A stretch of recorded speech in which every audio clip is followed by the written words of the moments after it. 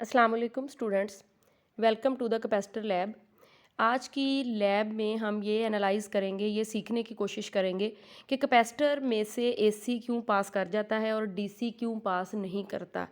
Direct current मतलब DC, alternating current मतलब AC. ठीक है, तो यहाँ पे हमने दोनों सर्किट बनाए हुए हैं। पहला ऊपर वाला जो सर्किट है वो डायरेक्ट करंट वाला है, उसमें हमने डीसी यानी बैटरी लगाई हुई है, साथ बल्ब और साथ जो है वो कैपेसिटर और साथ स्विच लगाया है। ठीक है, दूसरे सर्किट में हमने एसी सोर्स लगाया है, साथ बल्ब लगा दिया है और साथ जो है वो हमने कैपेसिटर लगा दिया है। अब इसमें दोनों में हम देखने की कोशिश करेंगे कि क्यों, वजह क्या है कि कैपेसिटर में से एसी जो है वो पास कर जाता है लेकिन डीसी को जो है वो ब्लॉक करता है। तो रीज़न जो है वो एक्चुअली क्या बनती है।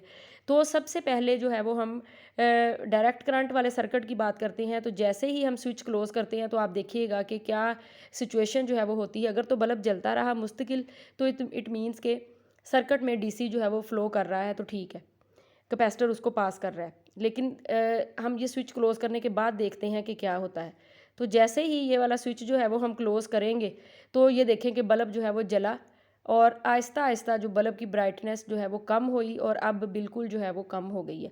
और एरो को के जो निशान है ये एक्चुअली बैटरी से निकलने वाला जो है वो चार्ज है और कैपेसिटर की प्लेट जो है वो आपको नज़र आ रही हैं कि फुली चार्ज हो रही हैं। ठीक है, जैसे ही कैपेसिटर जो है वो फुली चार्ज होगा तो ये जो रेड एरो वायर्स में मूव कर रहे थे करंट की सूरत में वो भी आप देखें कि अब डिसअपीयर हो गए हैं। इट मीन्स के अब सर्किट में कोई करंट जो है वो फ्लो नहीं कर रहा, हालांकि बैटरी लगी हुई है। क्यों फ्लो नहीं कर रहा?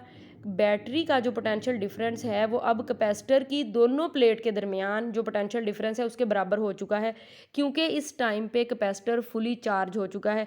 एक कैपेसिटर की प्लेट पॉजिटिवली चार्ज है और दूसरी जो है वो नेगेटिवली चार्ज है। ठीक है, लेकिन कैपेसिटर की दोनों प्लेट्स के दरमियान क्योंकि इंसुलेटिंग मीडियम होता है इसलिए वो चार्ज आगे पास नहीं कर सकता। ठीक है, अब जो है वो कैपेसिटर इसको यानी कैपेसिटर ने चार्ज को ब्लॉक एक किस्म का कर दिया, करंट को ब्लॉक कर दिया, वो आगे पास नहीं कर रहा। ना ही बल्ब जलेगा, बैटरी लगी हुई है लेकिन सर्किट में कोई करंट नहीं है, क्योंकि जब दोनों तरफ का पोटेंशियल डिफरेंस जो है वो बराबर हो जाता है बैटरी का और potential difference between the plates of the capacitor, तो सर्किट में करंट बहना बंद हो जाता है, क्योंकि करंट के लिए पोटेंशियल डिफरेंस का होना ज़रूरी है। तो इसीलिए कैपेसिटर जो है वो फिर डीसी को ब्लॉक करता है। ठीक है, तो चले दूसरे सर्किट की तरफ आ जाते हैं। दूसरे सर्किट में जो है वो हमने जैसे ही ये वाला इसके साथ जोड़ दिया तो आप ये देखें कि अब जो है वो बल्ब की सिचुएशन देखें कि अब बल्ब मुस्तकिल जो है वो उसकी ब्राइटनेस ज़्यादा हो रही है, कम हो रही है, ज़्यादा हो रही है। मतलब कि अब एसी जो है वो लगा हुआ है इसमें। एसी का मतलब है कि अल्टरनेटिंग करंट अपनी पोलैरिटी को रिवर्स करता रहता है। अब आपने ये जो रेड एरो जा रहे हैं यानी ये चार्ज है, इसकी डायरेक्शन है, तो रेड एरो की डायरेक्शन आपने देखनी है। कभी ये आगे की तरफ मूव कर रहे हैं, कभी पीछे की तरफ मूव कर रहे हैं, मतलब डायरेक्शन चेंज हो रही है। तो जब ये आगे की तरफ मूव करेंगे तो कैपेसिटर चार्ज होगा और जब ये पीछे की तरफ मूव करेंगे तो कैपेसिटर डिस्चार्ज होगा। मतलब एक साइकिल में कैपेसिटर चार्ज भी हो रहा है, फिर अगले में डिस्चार्ज हो रहा है। तो इट मीन्स के मुस्तकिल जो है वो कैपेसिटर की प्लेट चार्ज भी कर रही हैं और डिस्चार्ज भी कर रही हैं। जब डिस्चार्ज करता है तो वो सर्किट को करंट देता है और जब चार्ज करता है तो फिर वो ले रहा होता है। तो इट मीन्स कि अब कॉन्स्टेंटली बल्ब जो है वो ये आपको जलता हुआ ही नज़र आएगा।